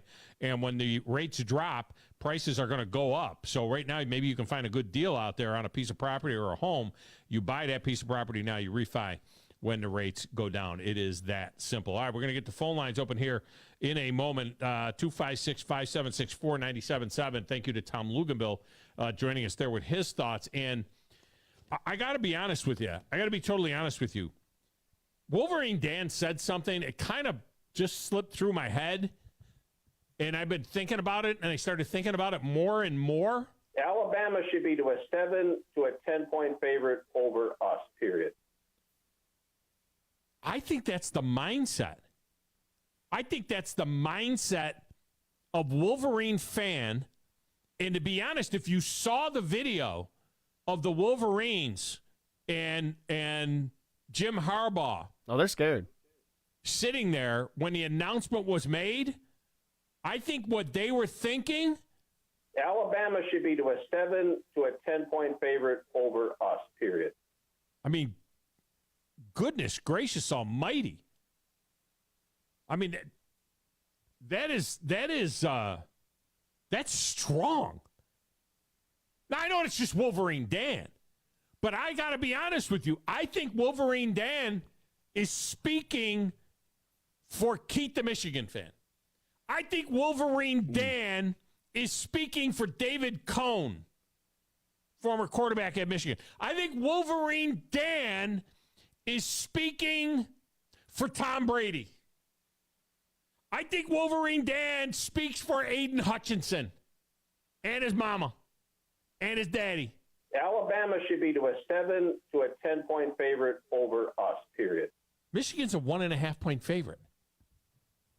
And they didn't do it to make Alabama the underdog and give them more. It's Michigan doesn't suck. They cheat, but they don't suck. I think when it goes to the gate, I think it'll either be a pick 'em or Alabama be a 1 or a 2-point favorite. I think that line's going to flip slightly. But I think that's how they feel. I think that's how their fans feel. I think that's how they feel. And I think Jim Harbaugh, probably in his heart of heart, feels like this probably is his last game ever as the head football coach of Michigan. This next year he'll be the coach of the Raiders or the Panthers or the Washington, whatever they're going to call themselves. Have they fired that guy yet? Not for nothing. I don't think so. We didn't think he was going to last through Thanksgiving. I think that's what's going on. Let's go to the lines. Brian is up first. Brian, welcome to the show. How are you? Good, man. How you doing? I am fantastic. Are you a first-timer on this show, Brian? Have I heard you here before? No, first time right here. Woo! I've seen you down at Bubby's a few times. Okay, all right. How do you roll? You roll with the Tide? You War Eagle? You go Vols? What are you? I roll with the Tide. I definitely roll with the Tide. But what I was going to call about, we're getting all this Bama hate about them in Florida State. But what happens if Georgia wins that game? Does Texas take number 4 and Florida State still out? If Georgia, that is a I don't. Why did I think of that? That is a great point. If Georgia had won, it's Georgia 1, Michigan 2, Washington 3, and Texas 4. Yeah, that is a phenomenal point, Brian. Who told you that? Where did you hear that? No, I'm just thinking about it. I mean, you got that out of your own head? Bama hate. Yeah, everybody's giving Bama hate. Texas deserves some of the hate. They jumped them too. Well, Texas would have been ahead of Alabama, so yeah, they'd have been ahead of Florida State. Yeah, that's a fantastic point. I might tweet that out. I'll give you credit. I'll say Brian in Huntsville asked this question, but that's cool, man. Phenomenal question. I can't believe I didn't think of that in the 36 hours since this has happened. I can't believe I didn't think of that because usually I'm on top of that kind of stuff. That's a good point. Yes, sir. Well, right. I appreciate it. I enjoyed the show. Thanks. My gosh, that's brilliant. There's an absolute. You know what? Texas would keep us out. I dare you. That would be Texas. Chris, there's no doubt. There's no doubt that Texas. We got full line. If it came down to Texas. Yeah. And Florida State. Yeah. Georgia beats Alabama. Yeah. And now Texas would have gotten in over Florida State. Oh, yeah, definitely. Florida State was going to be left out one way or the other. This is not about Alabama and Florida State. This is about Texas, Alabama, and Florida State. That's a great point. Look, I've already said it before, and you commented on Twitter earlier today as well, where, take Washington out of this whole list, too, and just put Georgia, Texas, Alabama, Michigan. Come on now. That's the best 4 teams in college football, and you can't debate that. Washington would be an underdog against Texas, against Alabama, Michigan, everybody, even Georgia. You can debate it a little bit. I mean, Washington is. Let's put it this talk way. about undefeated. Washington played in a Mickey Mouse conference. Yeah, but Washington. No, it wasn't a Mickey Oregon's Mouse conference. second best win was Oregon Colorado. Arkansas's 4-8 and could beat Colorado in a neutral site. Oregon, they beat Oregon twice though, and their strength. Oregon's best win was Utah. Well, yeah, but Utah didn't suck. But they beat Florida at the beginning of the season, and they thought Utah was amazing. Yeah, but they didn't suck, Utah. I get that, but that was their best win, was Utah. Washington's, whose? Oregon's? Oregon's. Yeah. Washington's strength of schedule was number 5 in the country. And they were 2-0 against top 10 teams. And Washington was 6-0 against the top 30. They beat like an Oregon State and yes, but those were all solid teams. I mean, that's not totally. They beat USC. I mean, those were decent teams. Falling. Yeah, but they're decent teams. It's like the middle of the SEC. Now, in fairness, the Sagarin ratings, they have Washington at 9. They have Washington behind Oklahoma, Georgia, Penn State, behind Mississippi. No, not Mississippi, but they have Ole Miss at 17. They have them at 9, just ahead of. They have Florida State at 10, and they have Washington at 9. They have Oklahoma at 8. They have a 10-2 Oklahoma team ahead of a 13-0 Washington team. Back to what you're saying, though. Totally agree. Texas, yes. Flip over Florida State. They're still mad because Texas did it. That's the thing, is that Texas. That's an incredible point. I wasn't even thinking about that. If it wasn't Alabama and FSU, it would be Texas and FSU. And would they have the same argument? So they're saying both the Big 12. The only reason, by the way, that Texas is 3 and Alabama's 4 is because Texas beat Alabama. I mean, that had to do with it because the SEC is much better than the Big 12. Big 12 wasn't terrible, but it's much better than the Big 12. But really, it's 2 SEC teams. For all these people that wanted, you can't have 2 SEC teams in the Final Four. Well, we kind of got 1.5 in there. I mean, let's face it. Better chance of it happening in the 12-team playoff than it is the 4, though, too, even though it's already happened. Let me tell you what's going to happen in the 12-team playoff. If they didn't have that rule, when they get to the 5+7, with the 6+6, what's going to happen with the 6+6 next year is you're only going to have 8 teams from the Big 10 and the SEC in the 12, because they got to have room for those other, teams, from these conferences. They got somebody from the Big 12, which is really not a power conference anymore. Once Texas, it's as clear as day now. With Texas and Oklahoma out of the Big 12, they are the glorified AAC. They're the American. All right, they're the American. They are not a power. The ACC is hanging on by a thread as a power conference. There are basically 2 power conferences. It's the Power 2, and then it's the middle 2, then it's the group of 5. That's what it is. It's Power 2, middle 2, group of 5. That's what it is. Sorry. The Big 12 and the ACC, they should have their champions play each other to see who gets to be in the tournament, to play with the big boys from the Big 10 and the SEC. And let me tell you, when it's Texas and Alabama in the national championship game, it's going to feel a little bit like an all-SEC national championship game. I'm just saying. Like the 3rd time ever. 3rd time. Also the 3rd time Texas and Alabama will have played in 24 months, in 12, 18 months. Yeah. Pizza Larry is up next. Pizza Larry, welcome to the show. How are you? Did I do it right? Oh, Hunter. I'm sorry. Hunter is up next. Hunter, welcome to the show. How are you? I'm doing pretty good. How about yourself? Fantastic. I don't know if anybody said this. I don't know if you've seen it yourself, but Florida State had more offensive yards than Michigan this weekend? No, to be honest with you, I paid 0 attention to the Big Ten championship game because it was such a layup against a bad Iowa team that finishes 10-3. It was ridiculous. That's how bad the Big Ten is, that Iowa could go 10-2 in the regular season. But, I know that Michigan didn't do much offensively, and Iowa's got a pretty good defense. But Michigan, they had a big return for a touchdown. They really didn't do anything offensively. And Florida State, I didn't realize. I did watch the Florida State Louisville game.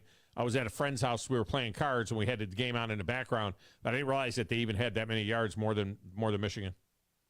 Yeah, I'll be honest with you. I don't feel like Michigan's a top 4 team. I'm sure Wolverine Dan's going crazy now that I've said that. I think Georgia beats them 9 times out of 10 they play. There's no doubt. Georgia would be. Yeah. I think that. In fact, I tweeted that. Somebody said something about Georgia, and what I said, Georgia would beat Michigan. I think Georgia would beat Michigan, and I think Georgia's possibly the second best. They still may be number 1. You know what I mean? I mean, they're really, really good football team. I don't know. Washington. I'm giving Washington their props. Texas is very good. Texas may be number 1. I wouldn't have had any problem if they put Texas 1. If they had put Texas 1, I would have been, I can get that. I can get with that. Because, the Washington, they obviously their offense is one of the best units in the nation. I don't know about their defense. Their defense is where it's concerned. And to win a championship, man, today's college football is you've got to have a top 20 offense. You've got to have a top 20 defense. Yeah, I think that Texas is going to handle Washington without a lot of difficulty. I really believe that. I think that, like everybody's saying, it's going to be Alabama versus Texas. Yeah. There's no way around that. And, what do they say when Georgia beats Florida State, Bama beats Michigan? You can't have any more argument about that. I don't care if it's their second, third, or their fourth string playing. Florida State with Jordan Travis makes the playoff. They didn't make the playoff because of the injury to Jordan Travis. They would have made it if he was healthy, regardless if Bama beat Georgia. The SEC would not be in the playoff. So you think that was really, in the end, that was the ultimate determining factor? That Jordan Travis is there, that they're there? I think that was part of it. I still think you can't, with or without Travis, you still can't get away from the fact that they played the number 50 or the number 61 most difficult schedule, and Alabama played the 5th. I mean, I don't know how you get around that. And the conference was just so weak. I don't know how you get around it. You can't hang your head on going 2-0 against the middle of the SEC because Alabama was 9-0 against the SEC and beat the number 1 team in the country.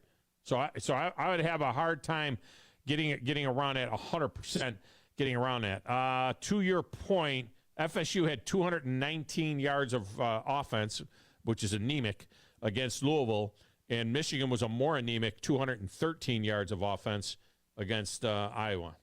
So you are correct with that assessment. And I don't think Florida State got a first down until the second quarter. Yeah, that is correct. And they got some garbage yards at the end. It was even worse than that, really. But, and they're going to get boat raced by Georgia. Everybody right now is saying that they got screwed. All right, prove it. Let's see what you do against Georgia, okay? Because Georgia's going to boat race them. If the motivation is proper, if everybody shows up, this is the thing. Is Brock Bowers playing?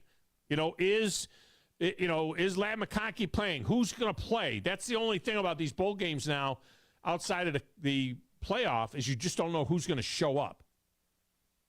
And you look back at last year's college football around this time when Bama, you can say they got snubbed out. They had 2 losses. Okay, whatever. 2 losses. Right is right. 2 losses. But they were still one of the top 4 teams in the nation last year. They did not deserve to be in, so they didn't get in. All right. They go and play Kansas State, who they lost at Big 12 on last day at TCU. They come out and boat race Kansas State. Yeah, like it was nothing. Showed everybody why you should be there. Florida State needs to get that same motivation and go out there and play with Georgia. Yeah, we'll see if they can play with Georgia. Thanks for the call, Hunter. That's a good job by you. Pizza Larry is up now. Pizza Larry, welcome to the show. How are you? This is Jeremy. Is this Larry? Is this Jeremy or Larry? Hello? Hello. Is this Jeremy or Larry? This is Pizza Larry. Oh, Pizza Larry. How you doing, man? Good, good. I think Florida State doesn't have anybody to blame but themselves. I mean, they could have joined the SEC back in the 90s. I'm pretty sure they were offered. And, they said, no, that's too hard. We're going to go play in the ACC. Yeah, I'd have to go back and look at history to see that. So they had the opportunity, so that at the same time that they were joining the ACC, the SEC reached out to them and said, come join us. I don't remember that 100% like that. But yeah. The SEC decided on expansion in the 90s. The first people they called were Miami and Florida State. I thought Florida was putting a kibosh on that, though. I thought Florida was, like, fighting big time against getting Florida State in there. They may have. I'm almost positive that they were offered it, and they turned it down because they thought it'd be an easier path. The other thing I had an idea for a SEC championship shirt with a nod to Brock Lesnar and Paul Heyman. Alabama is the one in 29-1. That's good.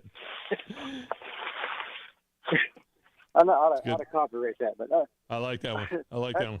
That's all I got. Thanks, Tom. You have a good one. I appreciate you. I'm wondering if the same day the ACC made news it was going to invite FSU to join the league, the SEC announced it was no longer interested in the Seminoles. Bobby Bowden publicly pushed to get longtime rival Miami into the ACC with FSU in 1990. I guess there was a time where they were flirting with them. Could have happened. All right, up next. Gris just keeps changing, moving the goalposts on me. Well, people keep Jeremy, leaving, and I'm trying to stay focused on it. Jeremy is up next. Jeremy, welcome to the show. How are you? Hey guys, look, I hate to do this. Yeah. I do have a point to make with my phone call, but I've got to correct the last caller. Yeah. Florida's president did put a kibosh, and they never did send an invite to Florida State because Florida said no, and they had to have a unanimous vote that year to get it. I just remember That's what I thought. And Florida wouldn't do it. And the second thing is the quote was good about the SEC championship T-shirt, but Paul Heyman is with Roman Reigns, and Roman Reigns is the one, not Brock Lesnar. Oh, okay. I'm not up to date on my. Well, wasn't he with wrestling. Lesnar at one time?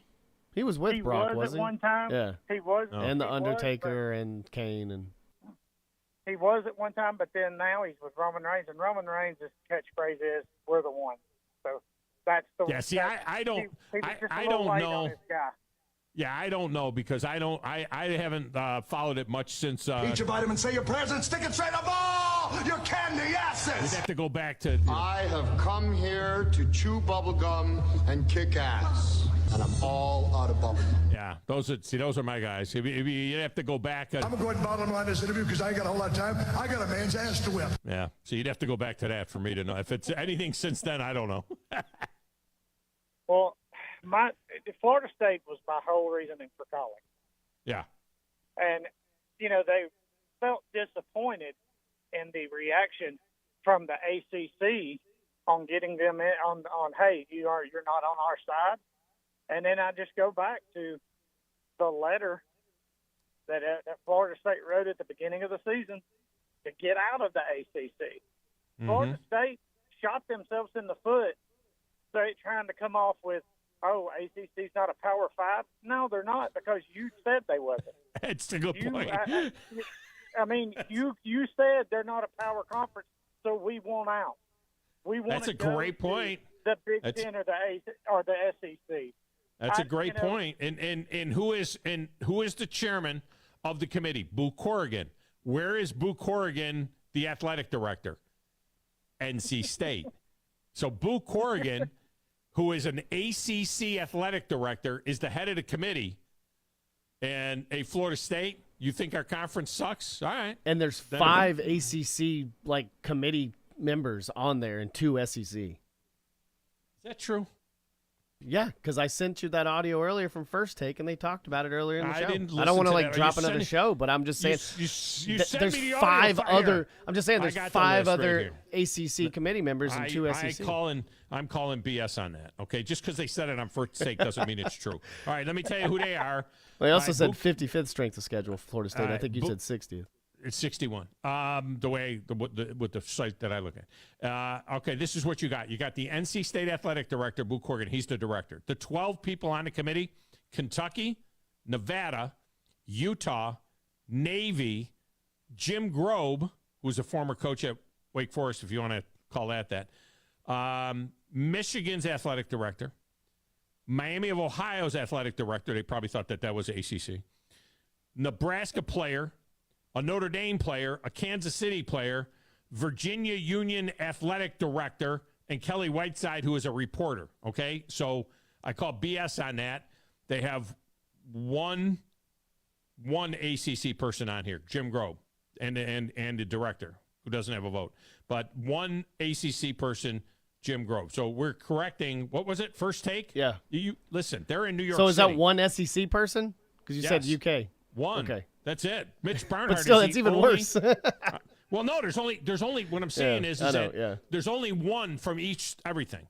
Do you see what I'm saying? So there's NC State, Kentucky, Nevada, Utah, Navy, Michigan, Miami of Ohio, Nebraska, Notre Dame, K-State, Virginia Union, and a writer. See what I'm saying? So they don't ever have more than, usually it's just one pretty much per. But not to correct First Take, but you know what? They're in New York City. We're in the Deep South. We know what's going on. They don't know what's going on. Well, and the committee, I don't think that it was ever a question that if they were going to let Texas in, that they were not going to let Alabama in. But I think that was a package deal from the beginning. If Alabama Texas won this weekend, no matter what happened in any other game, they were in. I just still feel like that was going to happen. And just to hear all of the, I've kind of quit. It's kind of like watching the local news and the world news. I've kind of started tuning out ESPN a lot, just because everybody goes by what they say about these college games and what should happen and what shouldn't happen. And, I mean, why are you going to listen to the people that's making the decision of what should and shouldn't happen? Because they're making too much money off of this. The contracts for these playoff games, the contracts for the bowl games, they have every bowl game but, 3? So, I mean, they're making the big plans on all this. They want the best teams for the best money. Because why would you want to see – I just feel like I do believe Texas is going to just blow Washington out of the water. I really do believe that, because every year that the Pac has had a team in this, they've got exposed. Right. And they get just blown out. And I feel like that Alabama – I don't think Alabama-Michigan's going to be a blowout, but I think Alabama's going to win it by 2 scores. Just because I think Jalen Milroe finally came in and knows what he is supposed to be doing out there on the football field. And that's a great thing. Good job by you, Jeremy. I appreciate you, man. It's good takes. Solid takes there from Jeremy. All right, let's get a break. We'll come back and wrap it up next. Maybe we can get Kramer in, maybe not. We'll see on 97.7 ESPN, The Zone.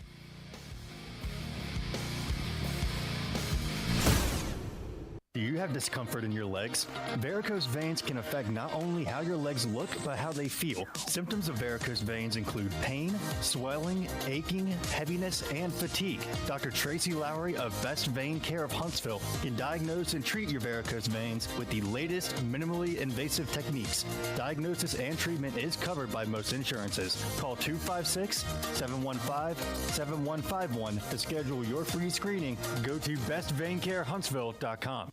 Ann Adams with Berkshire Hathaway Rise Real Estate is the one name to know if you're buying or selling real estate. With years of local experience, Ann Adams offers buyers in-depth knowledge of the local housing market and will narrow available properties down to those you'll be interested in so you can save time when shopping for your new home. If you're ready to sell, Ann offers a seamless process using accurate pricing and expert negotiation skills to make sure you get a fair price for your home. Call Ann Adams today at 256-337-2625 or log on bhhsriserealestate.com.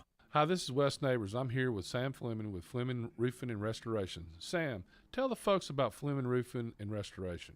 Hey, Wes. Our company, Fleming Roofing and Restoration, specializes in commercial and residential roofing and repairs.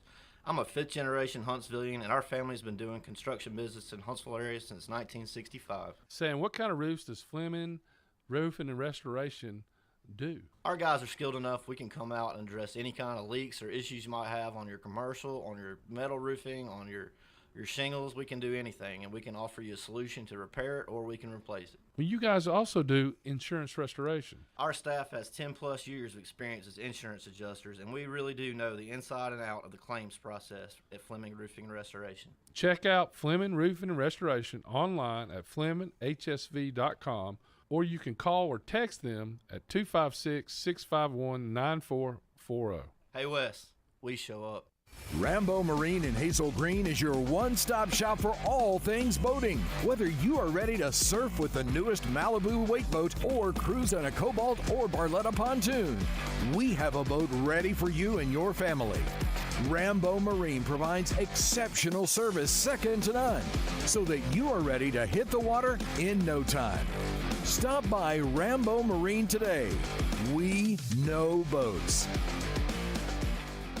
You've got to experience Toyotathon at Bill Penny Toyota. They've got the selection with over 700 new Toyotas to choose from. And they've got the extras with Bill Penny perks and a 10-year unlimited warranty. So get on over to Bill Penny Toyota today and experience Toyotathon. Bill Penny Toyota in Huntsville and online at BillPennyToyota.com. Bill Penny's Toyota 10-year unlimited warranty is valid through the 10th year of ownership. Valid on new vehicles only. See dealer for details.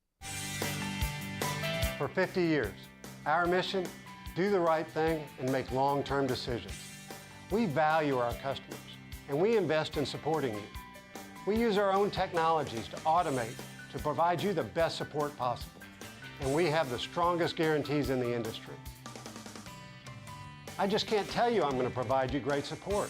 I have to prove it to you with my actions.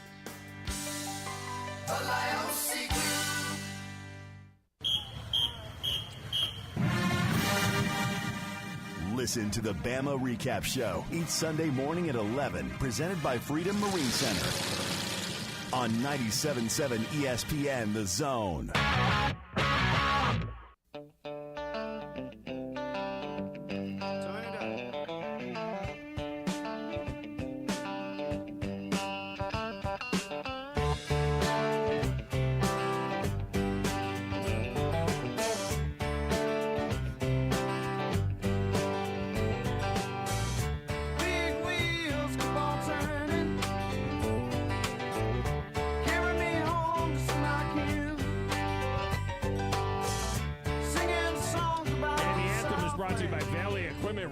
Two great locations, North and South Memorial Parkway, as you'll find Valley Equipment Rental. They're taking care of both the homeowner and the contractor of Valley Equipment Rental.